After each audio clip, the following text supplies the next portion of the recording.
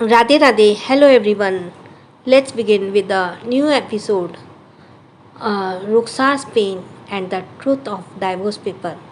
सुबह काव्या रुखसार के कमरे में जाकर देखती है तो रुखसार किसी सोच में डूबी हुई थी और उसके चेहरे पर दर्द साफ दिखाई दे रहा था।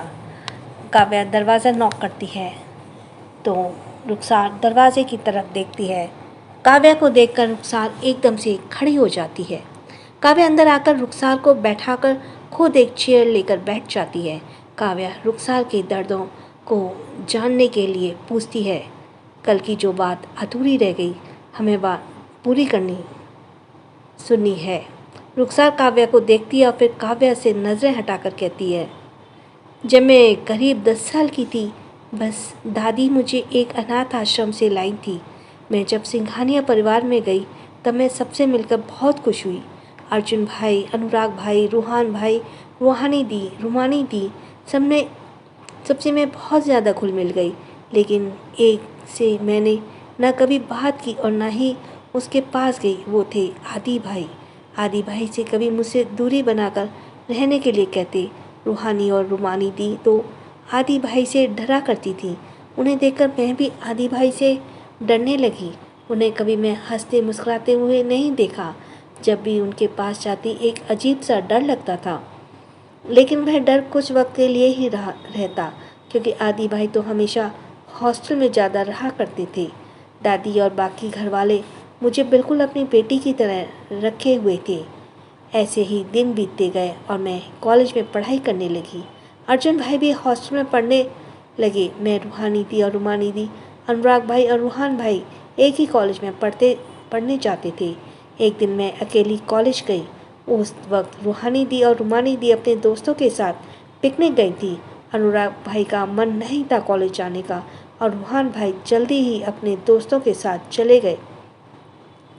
कॉलेज में मुझे काफ़ी देर हो गई, करीब 7 बज चुके थे। मैं कॉलेज विला जा रही थी। रास्ते पर एक भी इंसान नहीं था। मैं अंदर ही अंदर घबरा रही थी। कुछ दूरी पर चलने पर मुझे ऐसे लगने लगा कि कोई मेरा पीछे चल रहा है और मैं ज़्यादा घबराने लगी। मैंने हिम्मत करके पीछे मुड़ी तो वहाँ एक लड़का था जो अपने दोस्तों को देखते हुए चल रहा था। उसे देखकर साफ पता चल रहा था कि वह एक कॉलेज स्टूडेंट है। मेरी डर थोड़ी कम हुई और मैं चलने लगी। मैं चल ही रही थी कि मुझे उस लड़के की आवाज़ आई, हेलो, आप ऐसी अकेली क्यों जा रही हैं? आपके साथ कोई नहीं है? मैं पीछे मुड़कर कहा, जी आज मैं अकेली हूँ। वह लड़का जल्दी ही मेरे पास आया और साथ चलते हुए बोला, मुझे भी उधर ही जाना है, चाहे तो हम आपके साथ चल सकते हैं। मैंने उसे कुछ नहीं कहा। तभी उसने फिर सवाल किया, आपका नाम क्या है? मैंने जवाब दिया, जी रुखसार। उसने मुस्कुराते हुए कहा, बहुत प्यारा नाम है। मैंने भी उसका नाम पूछा तो उसने अपना नाम मानव बताया। हम दोनों बात करते हुए रास्ते सफ़र करने लगे। देखते ही देखते रास्ता खत्म हुए और मैं विला पहुंच गई। विला में पहुंचते ही सब मुझसे परेशान होकर सवाल करने लगे। मैंने सबको तसल्ली दी कि मैं बिल्कुल ठीक हूँ। ऐसे ही कुछ दिन बीते। फिर मेरी मुलाकात मानव से हुई। हम दोनों की बात हुई। उसके बाद से हम रोज़ मिलने लगे, बातें करने लगे। हम दोनों के बीच दोस्ती का रिश्ता बन गया।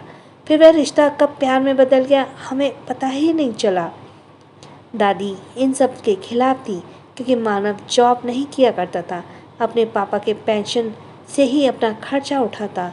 तो मैंने दादी को मानव के बारे में कुछ नहीं बताया। कुछ दिनों बाद मानव ने मुझे शादी के लिए प्रपोज कर दिया।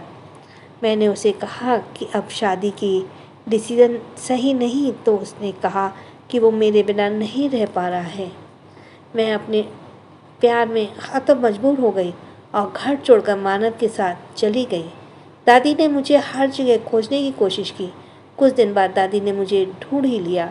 दादी ने मुझे घर चलने के लिए कहा, लेकिन मैंने मना कर दिया। दादी ने कहा कि मैंने दुनियादारी नहीं देखी, मानव मुझे झूठे जाल में फंसा रहा है। लेकिन मैं नहीं मानी।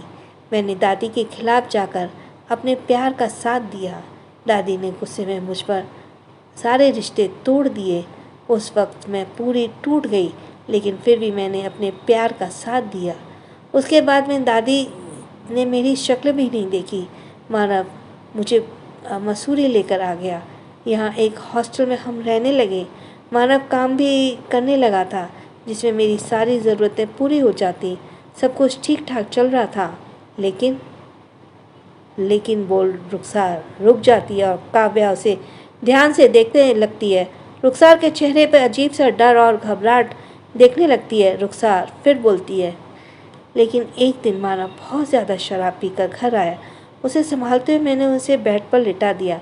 अचानक से मानव ने मुझे अपने ऊपर खींच लिया और नीचे करके मुझे बहुत ही रूडली किस करने लगा। मुझे लगा मानव होश में नहीं है, इसलिए ऐसा कर रहा है। इसलिए वो जो करना चाहता था मैंने उसे करने दिया। दूसरे दिन मानव फिर से मेरे साथ ज़बरदस्ती करने लगा तो मैंने उसे रोकने की कोशिश की तो उसने मुझे बेड पर बांध दिया और बहुत मारा। उसके बाद उसने फिर से मेरे साथ ज़बरदस्ती करनी शुरू कर दिया। मैं पूरी रात दर्द से तड़पती रही, छटपटाती रही, लेकिन उसने मुझे नहीं छोड़ा। मैंने उसे छोड़ने के लिए भीख भी मांगी, लेकिन उसकी हवस जब तक खत्म न हुई तब तक उसने मुझे नहीं छोड़ा। रुखसार की आंखों में ये सब बोलते बोलते आंसू आ जाते हैं और वह दर्द भरी आवाज़ में कहती है, उसने रात 9 बजे से लेकर सुबह 10 बजे तक मुझे ऐसे ही दर्द देता रहा, अपनी हवस मिटाता रहा। मैं बेजान सी बेड पर लेटी बस उसकी हवस का शिकार बनती रही। ऐसे ही वह रोज़ रात को अपने हवस मिटाता रहा और मुझे दर्द देता रहा। मैंने जब उससे पूछा कि उसने मुझसे शादी क्यों की, प्यार करते हुए भी वह मेरे साथ ऐसा ज़बरदस्ती कैसे कर सकता है, तो उसने कहा कि वह बस मेरे पैसे से प्यार करता है। उसे लगा था कि मैं सिंघानिया परिवार की अपनी सिंघा परिवार की अपनी औलाद हूँ, तो कभी ना कभी तो सिंघानिया परिवार उसे अपनाएंगे ही। लेकिन कुछ दिन बाद उसे पता चला कि अनाथ हूँ मैं, तो उसने पैसे ना सही लेकिन जिस्म से खेलना शुरू कर दिया। एक दिन ना जाने भी जैसे भी करके उसके चुंगल से छूटकर भाग गई। तब मैं आदि भाई से मिली। मेरी हालत देखकर रॉकी भाई ने एक फ्लैट में रहने का इंतज़ाम कर दिया, जो आदि भाई ने ही करने के लिए कहा था। मेरे बारे में आदि भाई दादी को बता नहीं सकते थे, इसलिए रॉकी भाई ने कहा कि मैं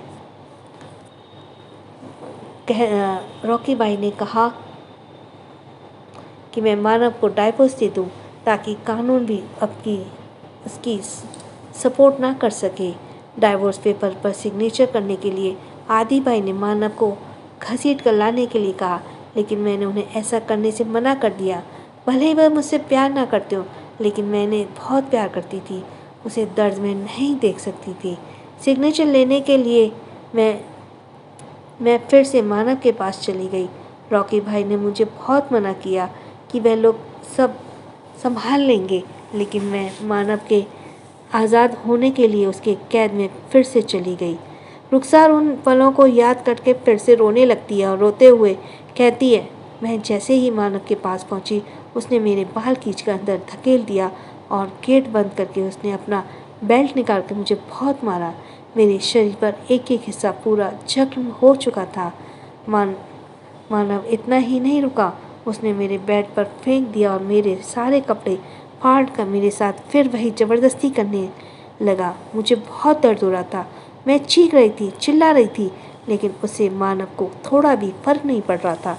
वह लगातार दिन रात सुबह शाम मेरे शरीर को नोचता रहा। उसने हवस मिटाता रहा, मुझे दर्द देता रहा और मैं बस उसकी हवस का शिकार बनती गई। रुखसार अब बिलक बिलक के रोने लगी, तो काव्या ने उसे गले लगाकर पीठ थपथपाने लगी। रुखसार रोते हुए कहती है, भाभी मैं मानव नहीं, दानव है। मैंने दादी के खिलाफ जाकर उसका साथ दिया और उसने मेरे साथ। भाभी वो इंसान हो ही नहीं सकता, जानवर है वो। मैंने एक जानवर से प्यार किया। रुखसार की हर एक बात को सुनकर काव्या की आंखों थोड़ी नम सी हो जाती हैं और उसे गुस्सा भी बहुत आ रहा था। बहुत देर तक रुखसार रोती रही और फिर थोड़ी चुप होकर आगे बोलती है, मैं सिग्नेचर लेकर आ गई। तभी रॉकी भाई ने कहा कि उन्हें जो डाइवोर्स पेपर बनाए थे वह खराब हो गए हैं, इसलिए दूसरा बनाने के लिए एक दिन और टाइम लगेगा। रॉकी भाई ने मुझे एक सेफ जगह पर रखा। फिर डाइवोर्स फाइनल होने के बाद मुझे यहाँ आने के लिए कहा। मुझे कभी नहीं लगा था कि आदि भाई कभी दादी के खिलाफ जाकर मेरा साथ देंगे। आदि भाई जैसे दिखते हैं वो वैसे बिल्कुल भी नहीं है। वो कभी दिखावा नहीं करते, जो भी करते हैं छुपा कर ही करते हैं, चाहे वे किसी की केयर करना हो या फिर किसी की दर्द को संभालना हो। रुखसार की बात हर एक बातों को सुनकर काव्या को जैसे कुछ याद आ और वह रुखसार को बिना कुछ कहे वहां से तेज कदमों से बाहर चली गई। काव्या अपने कमरे में जाकर कुछ ढूंढने की कोशिश करती है। वह हर जगह ढूंढकर थक जाती है और बैठ जाती है। फिर याद करने लगती है कि उसने कहाँ रखा। फिर अचानक काव्या को याद आता है। वह जल्दी से ड्रॉ खोलकर देखती है तो वहाँ वही डाइवोर्स पेपर होते हैं जिसे काव्या ने सिग्नेचर किया था। काव्या डाइवोर्स पेपर को पढ़ती हुए मिस्टर मानव बख्शी और मिसेस रुखसार बख्शी नाम पढ़ते ही काव्या का एहसास होता है कि उसने आदित्य को कितना गलत समझ लिया था। वे तो रुखसार को मानव के चुंगल से छुड़ाने के लिए डाइवोर्स पेपर बनाए थे, लेकिन काव्या ने समझ लिया कि आदित्य काव्या को डाइवोर्स देना चाहता है। कितनी गलत थी वो। उसने आदित्य की बातों को नजरअंदाज करके खुद फैसला ले लिया और आदित्य क्या चाहता है ये नहीं सोचा। काव्या ने आदित्य के केयर, हक, करीबी सबको झूठा करारा दिया। काव्या को अब खुद के बातों पर पछतावा होने लगा। आखिर उसने आदित्य को समझने की कोशिश क्यों नहीं की। एक बार आदित्य की बात मानकर उसने डाइवोर्स पेपर देख लिए होते तो शायद आज काव्या अपनी बातों पर पछता नहीं करती। काव्या डाइवोर्स पेपर को रखकर बेड पर बैठ जाती है और उसे आदित्य की बात याद आने लगी। आंखें से देखा और कानों से सुना हमेशा सच नहीं होता। काव्या अब आदित्य के हर एक हरकत को यादों को याद करने लगती है। वहीं दूसरी तरफ एक कमरे में एक आदमी को बांधा गया था। उसने शरीर पर कोई कपड़ा नहीं था सिवाय शर्ट पैंट के। आदित्य उस कमरे में एंटर होता है और उस आदमी के सामने चेयर पर बैठ जाता है। इस वक्त आदित्य का चेहरा गुस्से से लाल था। उसके सामने बंधा हुआ आदमी मानव था। आदित्य अपने बॉडीगार्ड को इशारा करता है तो एक बॉडीगार्ड एक कांच की बोतल लेकर आता है। वह बॉडीगार्ड बोतल को खोलता है और उसमें से धुआं निकलने लगता है। बोतल में एसिड रखा हुआ था। वह बॉडीगार्ड मानव पर एसिड छिड़कता है। एसिड के छिड़कते ही मानव की दर्द भरी चीखें कमरे में गूंजती हैं। आदित्य अपना गन निकालकर मानव के हाथों पर गोली मार देता है। फिर एक बार कमरे में गन की आवाज़ के साथ मानव की दर्द भरी चीखें निकल जाती हैं। एसिड की वजह से मानव का शरीर थोड़ा थोड़ा जलने लगा था। मानव दर्द से तड़पने लगा। आदित्य अपनी जगह से उठकर गुस्से से कहता है, जितना इसने रुखसार को दर्द दिया उससे भी ज़्यादा इसे दर्द दो और याद रहे ये मरना नहीं चाहिए। वहाँ मौजूद बॉडीगार्ड हाँ में सिर हिला देते हैं।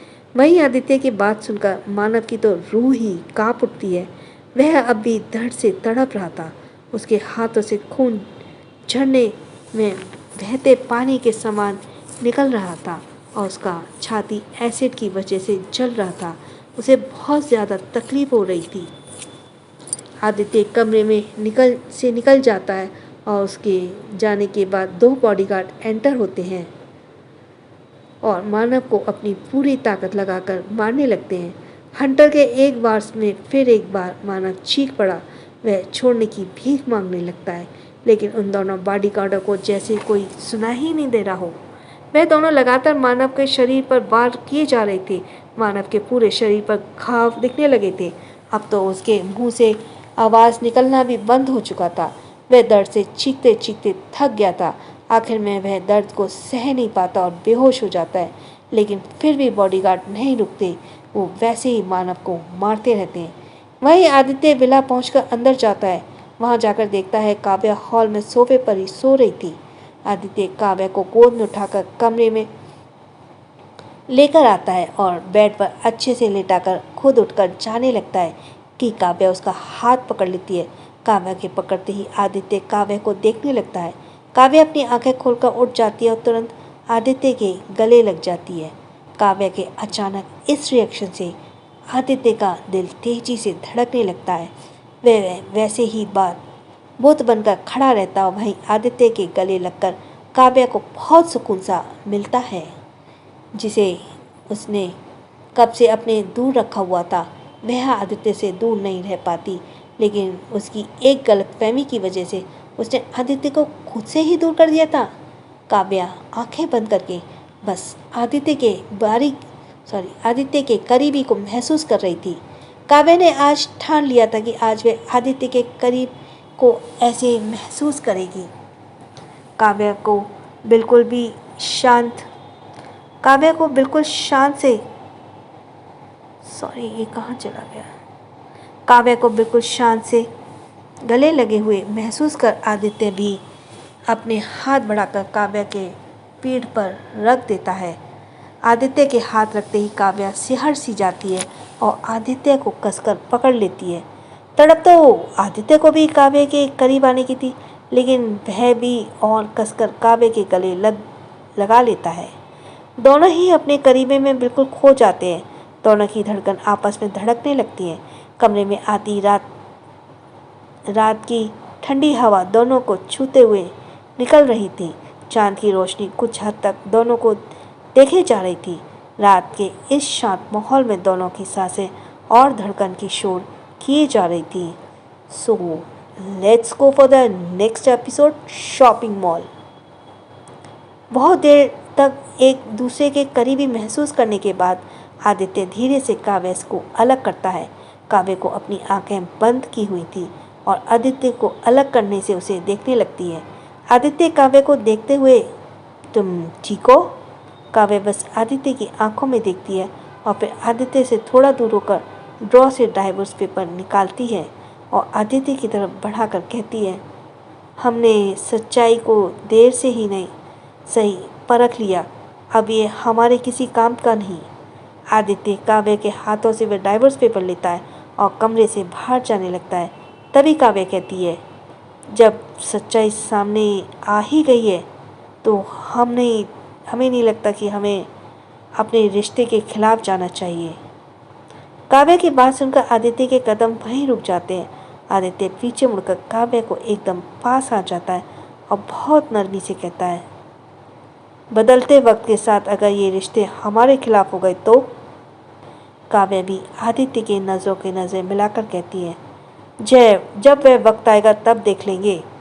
आदित्य कुछ देर काव्या को देखता है और फिर कहता है, लेकिन तुम्हें कोई प्रॉब्लम तो नहीं होगी एक गैर मर्द के साथ एक ही रूम में रहना, एक ही बेड पर सोना? जैसे ही काव्या यह सुनती है उसे अपने कहे शब्द याद आते हैं, मुझे गैर मर्द के साथ एक बेड पर सोना मंजूर नहीं। जैसे ही काव्या को अपने कही बात याद आती है वो अपनी आंखें हैरानी से बड़ी हो जाती हैं। काव्या ने कभी नहीं सोचा था कि आदित्य ऐसा कुछ भी कभी उसे कहेगा। काव्या की हालत देखकर आदित्य पेपर्स को बेड पर रख कर कहता है, मैं फ्रेश होकर आता हूँ, फिर हम साथ में डिनर करते हैं। काव्या आदित्य के जाते ही खुद को मुस्कुराने से रोक नहीं पाती। काव्या वॉशरूम की तरफ मुस्कुराते हुए देखने लगती है। आदित्य फ्रेश होकर आता है और कमरे में ही डिनर मंगवाता है। दोनों साथ में बैठकर डिनर करने लगते हैं। हर बार की तरह आदित्य अपने फ़ोन में घुसे हुए था और काव्या इरिटेट होकर आदित्य को ही देख रही थी, जिसका एहसास आदित्य को अच्छे से हो रहा था। फिर भी आदित्य काव्या को नज़र उठाकर भी नहीं देखता। ऐसे ही दोनों का डिनर खत्म हो जाता है। काव्या बेड की तरफ जाती है तो वहीं आदित्य सोफे पर बैठकर अपने लैपटॉप पर बिजी हो जाता है। आदित्य को काम करते देख काव्या भी बेड पर बैठे अपने फ़ोन पर बिजी हो जाती है। बहुत देर तक भी जब काव्या नहीं सोती तो आदित्य अपना लैपटॉप बंद करके सारे लाइट्स बंद कर देता है। काव्या भी अपना फ़ोन बंद कर रख देती है। आदित्य बेड पर लेट जाता है तो काव्या भी बेड पर लेट जाती है। इस वक्त दोनों थोड़ी दूर बनाकर लेटे हुए थे, लेकिन जब आदित्य को कुछ याद आता है तो वह काव्या को अपनी ओर खींच लेता है। काव्या हैरानी से आदित्य को देखती है। आदित्य काव्या को अपनी बाहों में भर लेता है। बहुत शांति से कहता है, मुझे गलत मत समझना, तुम्हें इसकी ज़रूरत है। काव्या आदित्य की बात को अच्छी तरह से समझ जाती है, क्योंकि उसे भी पता था कि वह रात को कांपने लगती है। लेकिन आप लोग सोच रहे होंगे कि अगर काव्या रात को कांपती थी तो फिर इतने दिनों तक दोनों अलग कमरे में रहे क्यों हुआ। रात को काव्या जब सो जाया करती थी तो आदित्य कमरे में आकर उसे बाहों में भरकर सो जाता था और काव्या के उठने से पहले उठकर कमरे से बाहर चला जाया करता था। जिससे कभी काव्या को पता ही नहीं चलता कि आदित्य उसके साथ ही था। इधर श्रेष्ठा परेशान होकर इधर से उधर घूमने जा रही थी। जब से श्रेष्ठा ने नुकुल को उस दिन देखा था, उस पल से हमेशा वह नुकुल का पीछा किए जा रही थी, जिसकी वजह से वो ऑफिस भी नहीं गई। ऑफिस न जाने की वजह से उसे पेमेंट भी नहीं मिल पाया। श्रेष्ठा परेशान सा चक्कर लगा रही होती कि बहुत तेज आवाज़ के साथ दरवाज़ा नॉक होता है। श्रेष्ठा थोड़ा परेशान सा दरवाजे के पास जाकर खोलती है। दरवाजे पर एक 50 साल का आदमी और उसके साथ 3 आदमी और खड़े थे। वे आदमी चिल्लाते हुए, ए लड़की, बहुत हो गया तेरा नाटक, अब यहाँ से निकल जा, और रेंट देने के लिए पैसे नहीं है तो रोड पर क्यों नहीं रह लेती। श्रेष्ठा उसे समझाते हुए, अंकल बस आज की मोहलत दे दीजिए, मैं कल ही आपको पैसे दे दूँगी। वह आदमी तुरंत कहता है, इसकी कोई ज़रूरत नहीं है, बस तुम इस घर से बाहर निकलो। श्रेष्ठा उन्हें बहुत समझाती है, लेकिन वह श्रेष्ठा की एक बात नहीं मानते और श्रेष्ठा का सामान के साथ बाहर फेंक देते हैं और घर को लॉक करके चले जाते हैं। पहले जब श्रेया रहा करती थी तब घर का सारा खर्चा वही उठाती थी और श्रेष्ठा पढ़ाई करती थी, लेकिन जब श्रेया नहीं रही तब श्रेष्ठा एक छोटे से कंपनी में जॉब करने लगी, जहां उसकी सैलरी बहुत कम थी। श्रेष्ठा अपने कुछ डॉक्यूमेंट्स और ज़रूरी सामान लेकर वहां से चलने लगती है। रात काफ़ी ज़्यादा हो चुकी थी, जिससे रास्ते पर किसी गाड़ी और इंसान का नामो निशान नहीं था। श्रेष्ठा बस चलते जा रही थी और उसे कोई मंजिल की तलाश नहीं थी, बस पैर जहाँ उसे ले जाती वह चली जाती। श्रेष्ठा चलते चलते बहुत दूर पहुंच जाती है। आज सुबह से श्रेष्ठा ने कुछ खाया नहीं था, जिसे उसे भूख भी बहुत ज़्यादा लग रही थी। तभी अचानक श्रेष्ठा आगे एक कार रुकती है। श्रेष्ठा कार को देखती है तो पहचान लेती है कि वह किसकी कार है, इसलिए वह नहीं रुकती, बस चलती जाती है। श्रेष्ठा को आगे जाते देखकर वह कार फिर से उसके आगे रुक जाती है। इस बार श्रेष्ठा रुक जाती है और कार को घूरते हुए देखने लगती है। कार का दरवाज़ा खुलता है तो ध्रुव उसके कार से बाहर निकल श्रेष्ठा के पास आता है। श्रेष्ठा ध्रुव से नज़र फेर लेती है तो ध्रुव श्रेष्ठा पर ज़्यादा ध्यान न देकर जल्दी से गोद में उठा लेता है। श्रेष्ठा आंखें फाड़कर बस उसे देखने लगती है। ध्रुव श्रेष्ठा को कार में बैठाकर खुद बगल में बैठ जाता है। श्रेष्ठा अब भी ध्रुव को ही देख रही थी। श्रेष्ठा के देखने से ध्रुव भी श्रेष्ठा को देखने लगता है। श्रेष्ठा ध्रुव की आंखों में देखकर जल्दी से आंखें फेर लेती है। श्रेष्ठा की हालत से ध्रुव के होठों पर मुस्कुराहट आ जाती है और वह जल्दी से श्रेष्ठा को अपनी गोद में बिठा देता है। श्रेष्ठा घूरकर ध्रुव को देखती है, लेकिन जैसे ही ध्रुव से नज़र मिलाता है वह जल्दी से अपनी नज़र नीचे कर लेती है। ध्रुव श्रेष्ठा के चिन्ह को पकड़कर अपनी आंखों में देखने लगता है, और लेकिन श्रेष्ठा आंखें बंद कर बस बैठी ही हुई थी।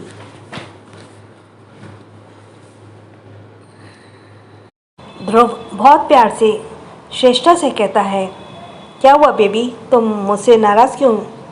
ध्रुव के सवाल पर भी श्रेष्ठा कुछ नहीं बोलती। कुछ ही देर में श्रेष्ठा ध्रुव के गले लग जाती है और बहुत धीरे से कहती है, मुझे भूख लगी है। श्रेष्ठा की इकलौती कमजोरी ये थी कि जब वह भूखे पेट रहती तो वह बहुत ज़्यादा अजीब बिहेव करने लगती थी। उस वक्त उसकी नफरत, डर, दुख सब खत्म हो जाता है। श्रेष्ठा से भूख बिल्कुल भी बर्दाश्त नहीं होती थी। ध्रुव श्रेष्ठा को देखते ही उसे देखते हैं तो बेहोश हो चुकी थी। ध्रुव कसकर श्रेष्ठा को गले लगा लेता है। कार सीधे विला में जाकर रुकती है। ध्रुव श्रेष्ठा को जल्दी से कार से गोद में उठाकर अंदर ले आता है और बेड पर लिटा देता है। एक सर्वेंट आकर खाना रूम में रख कर चली जाती है। ध्रुव श्रेष्ठा के ऊपर पानी छिड़कता है। वह होश में आती है। ध्रुव को देखकर श्रेष्ठा चुपचाप बेड पर बैठ जाती है। ध्रुव श्रेष्ठा को खाना खिलाता है और श्रेष्ठा भी बिना कोई नखरे किए खा लेती है। श्रेष्ठा को बेड पर लिटाकर ध्रुव भी उसके साथ लेट जाता है और कुछ सोचते हुए पूछता है, बेबी, मुझे मारने का प्लान कहाँ तक पहुँचा? श्रेष्ठा आंखें बंद करके नॉर्मली जवाब देती है, 2-3 आइडिया है, बस वक्त अच्छा मिल जाए तो तुम्हें सीधा नरक भेज दूँ। श्रेष्ठा की बात से ध्रुव हंसने लगता है और उससे हंसने से श्रेष्ठा अपनी आंखें खोल देखने लगती है। जैसे ही श्रेष्ठा ध्रुव को जैसे ही श्रेष्ठा ध्रुव को हंसता हुआ चेहरा देखती है तो उस पर ही खो जाती है। ध्रुव काफ़ी देर तक हंसता है और भाई श्रेष्ठा उसकी हंसी पर कहीं खो सी गई। ध्रुव श्रेष्ठा के सामने चुटकी बजाता है तो श्रेष्ठा होश में आती है। ध्रुव श्रेष्ठा के बालों को उसके चेहरे से हटाते हुए बोला, बेबी ऐसे क्यों देख रही हो? श्रेष्ठा ध्रुव की आंखों में खोते हुए कहती है, तुम कुछ ज़्यादा ही हैंडसम हो और हंसते हो तो कुछ ज़्यादा ही हैंडसम लगते हो, पर अफसोस तुम सिर्फ कुछ दिनों के लिए ही इस दुनिया में दिखोगे। श्रेष्ठा के बातों ही ध्रुव के चेहरे पर बड़ी सी स्माइल आ जाती है। श्रेष्ठा आंखें बंद करके और करती है और अब कोई सवाल या कोई हरकत नहीं करती।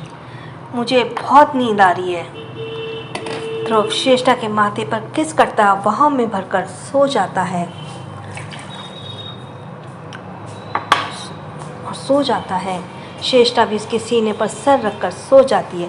सुबह रेडी होकर काव्या रुखसार के कमरे में जाती है और उसे अपनी तबीयत के बारे में पूछती है उसकी, तो रुखसार भी काव्या को अपनी तबीयत के बारे में बताती है। काव्या कुछ सोचते हुए रुखसार से कहती है, मैं आज मॉल जा रही हूँ, आप भी हमारे साथ चलेंगे? रुखसार थोड़ी उदासी कहती है, सॉरी भाभी, लेकिन मुझे अब बाहर जाना बिल्कुल पसंद नहीं आ रहा, तो मैं घर पर ही रुक जाती हूँ। काव्या रुखसार के गालों को छूते हुए, कोई बात नहीं, आप आराम कीजिए। रुखसार काव्या के हाथों को छूते हुए कहती है, भाभी आप बहुत अच्छी हैं। काव्या बस मुस्कुरा देती है और थोड़ी देर बाद बात करने के बाद वहाँ से निकलकर बाहर जाती है। बाहर आकर तरफ बॉडीगार्ड तैनात थे जिसे काव्या को बाहर देखते हैं। माया लगभग भागते हुए काव्या के पास आ जाती है और गुड मॉर्निंग विश करती है। काव्या माया को देखकर काव्या माया को देखकर हमें मॉल जाना है, तभी पीछे से आवाज़ आती है, तुम्हें जो भी चाहिए ऑर्डर कर लो। काव्या पीछे मुड़कर देखती है तो आदित्य बाहर ही आ रहा था। काव्या मुंह बनाते हुए कहती है, पर हमें मॉल जाना है। आदित्य एक नज़र काव्या को देखता है, फिर आगे बढ़कर ठीक है चलो। काव्या जल्दी से आदित्य के साथ कार में बैठ जाती है और चंद पलों में कार विला से बाहर निकल जाती है। काव्या खामोशी से विंडो से बाहर देखती है तो वहीं आदित्य अपने लैपटॉप पर काम करने में बिजी हो जाता है। एक लंबा रास्ता तय करने में वे बाद कार मॉल पर रुकती है। सारे बॉडीगार्ड्स कार से बाहर निकलते हैं और फिर आदित्य के साथ काव्या भी बाहर निकल जाती है। मॉल के अंदर जाकर आदित्य सीधे प्राइवेट रूम की तरफ बढ़ जाता है। वहीं काव्या उसे देखने लगती है। रॉकी काव्या के पास जाकर कहता है, मैम सर की मीटिंग 2-3 घंटे तक होगी, तो आप आराम से शॉपिंग कर सकती हैं। काव्या रॉकी की बात सुनकर अपने शॉपिंग पर ध्यान देने लगती है। काव्या हर तरफ घूम कर देखने लगती है, कुछ सामान भी ले लेती है और रुखसार के लिए भी कुछ कपड़े भी खरीद लेती है। काव्या शॉपिंग कर रही थी कि अचानक उसके कंधे पर हाथ रख दे कोई। काव्या पीछे पलट कर देखती है तो उसकी आंखें हैरानी से बड़ी हो जाती हैं। उसके सामने एक लड़की खड़ी काव्या को उसी तरह हैरानी से देख रही थी। वह लड़की काव्या के मंगलसूत्र को देखती है और फिर मांग में भरे सिंदूर को। तभी वह लड़की अचानक से कहती है, काव्या तुमने शादी कर लिया, मुझे बुलाना भी ज़रूरत नहीं समझी। इधर प्रियंस अपने कमरे में चक्कर काटे जा रहा था और वह बार बार काव्या को कॉल कर रहा था, लेकिन उसका फ़ोन काव्या रिसीव नहीं कर रही थी। इतने दिन तक काव्या तो ना देखने की बातें ना करने की वजह से प्रिंस काव्या से मिलने के लिए तड़पने जा रहा था। जब बहुत देर तक काव्या कॉल रिसीव नहीं करती तो प्रिंस थक हार कर सोफे पर बैठ जाता है और अपना सर पकड़ लेता है। प्रिंस काव्या को याद करते हुए कहता है, हाय ये अपनी खूबसूरत यादें, बात करने की तलब, मिलने की बेचैनी किस दिन हमारी जान लेकर रहेगी। So I hope you like the story and thanks for listening. और प्लीज़ एक थोड़ी सी डिस्टर्बेंस आ रही है लास्ट में क्योंकि मुझे एपिसोड फिनिश करना है और मेरे घर में बहुत सारा काम पड़ा है तो मुझे जल्दी जल्दी करके ये अपलोड करना है। So thanks for listening. अगर आप कहोगे तो मैं दोबारा से फिर से रीलोड कर दूँगी। छोटों को प्यार, बड़ों को सम्मान। Radhe Radhe, bye bye, have a nice day. Radhe Radhe.